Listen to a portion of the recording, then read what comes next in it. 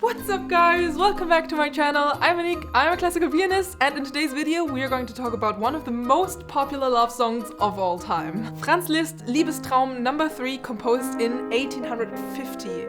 That's a pretty long time ago. So in this video, I'm going to share some very interesting facts and insights about the piece that will change your perception of it forever. So the goal of this is of course to help you to interpret the piece better if you're playing it right now, or just appreciate all the details of it if you're just listening to it, or to brag a little bit with random knowledge in your next piano lesson.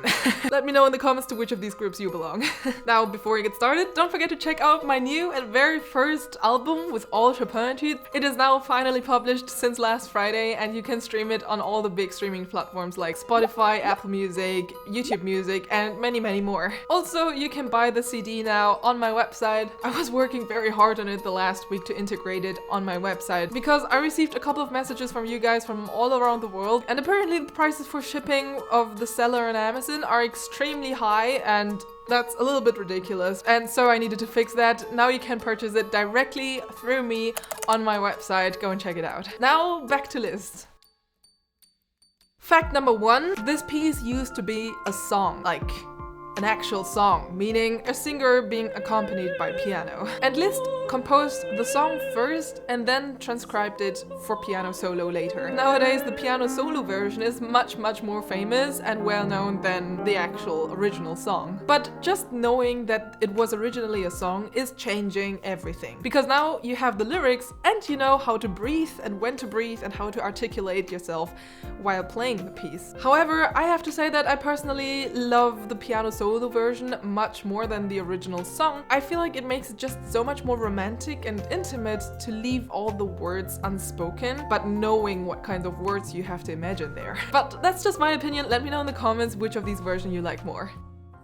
Now, to understand the text, you of course have to understand German. Luckily, I am German.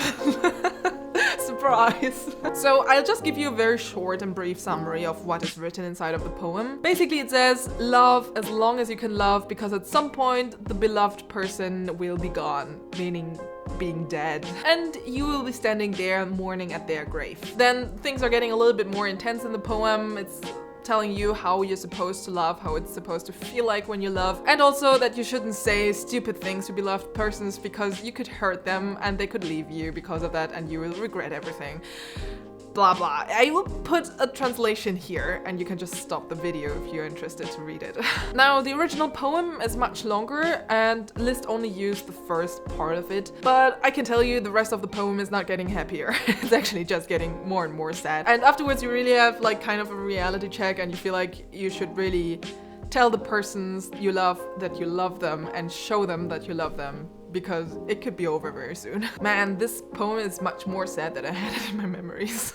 Now, Liszt wouldn't be Liszt, the musical genius, if he didn't put every single word into a musical context. Something that I absolutely love about skillful songwriters is when you can actually hear the connection between the words and the way the melody is flowing or the harmony is changing. Just to give you one of my personal highlights of this piece, when the lyric says, am Grabe stehst und klagst, meaning you're standing at the grave and mourn. This is how Liszt puts this into music.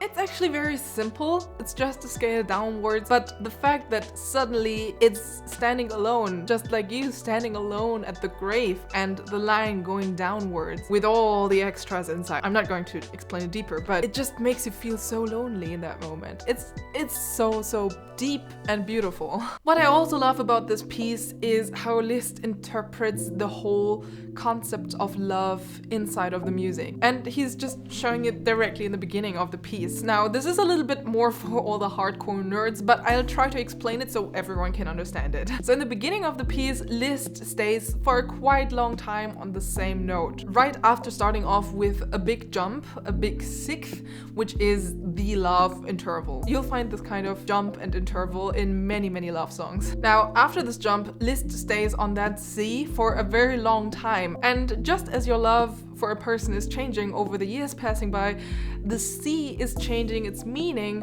over all the measures that are passing by.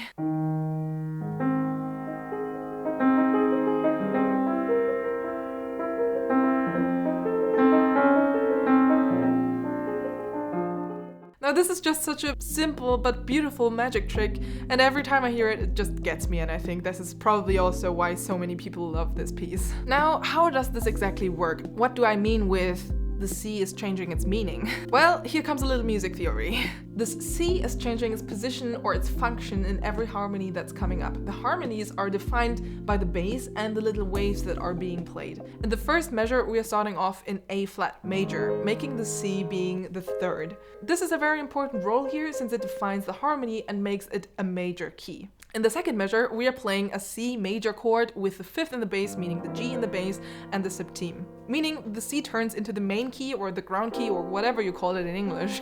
In the third measure, we are turning the harmony into F major, which makes the C going into the fifth position of the chord or the dominant function. Finally, in the fourth measure, we are turning into a B flat major chord where the C suddenly becomes a very dissonant character since it became a ninth here. Now, the composers don't just, randomly choose the harmonies so it sounds nice. It has always a meaning behind it. And in this case, in connection with all the lyrics that we know now, it is already foreshadowing with this dissonant chord all the pain and hurtful things that can happen in a relationship. I think this is absolutely mind-blowing, and you will only know these things and really understand these things in detail if you analyze the piece before. Of course, you can always just listen to the piece and it sounds beautiful, but you can never really explain why it is that beautiful. And definitely it's very difficult to play the piece properly and interpret it properly if you don't know all these details. So in this video, I just wanted to give you a short insight. There's much more to discover in this beautiful piece. I hope I could inspire you to discover the piece in a different way and not just trust your gut feeling. With this being said, let me know in the comments which of all these facts surprised you the most. And also, if you like these kind of videos and you would like me to do this kind of analysis and interpretation on another piece, let me know in the comments what you want to see in an upcoming video. Don't forget to like and subscribe to this channel. We'll see us in the next videos. And don't forget to check out my new CD. Bye!